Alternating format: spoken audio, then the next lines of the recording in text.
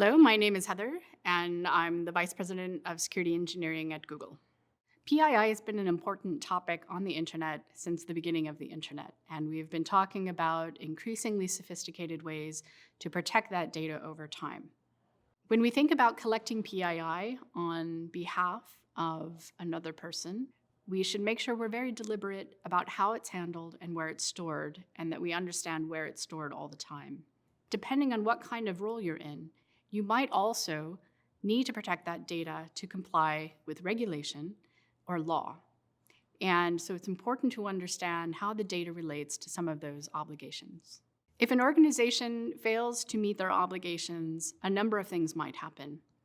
First, you might see a government regulator become more interested in understanding the practices around how a company is handling data. Secondly, consumers, customers, businesses may actually begin to directly inquire of the company how they're handling data.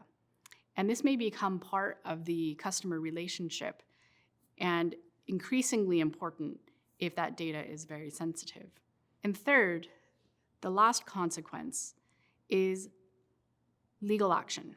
And it's not uncommon for us to see victims of cybersecurity incidents now suing companies for mishandling their data. You can keep up to date with compliance, regulation, and laws around PII by consulting the relevant website in the jurisdiction that you have a question for. Many government websites now post the laws, regulations, and compliance requirements for data that's being handled.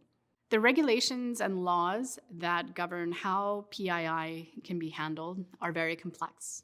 All over the world, countries, states, counties are regulating it at different levels. It's important to understand and to be aware that these laws exist. However, if you need to ask a question about a specific law, it's important to seek advice from legal counsel for that particular jurisdiction. It may be very different than the jurisdiction that you're in.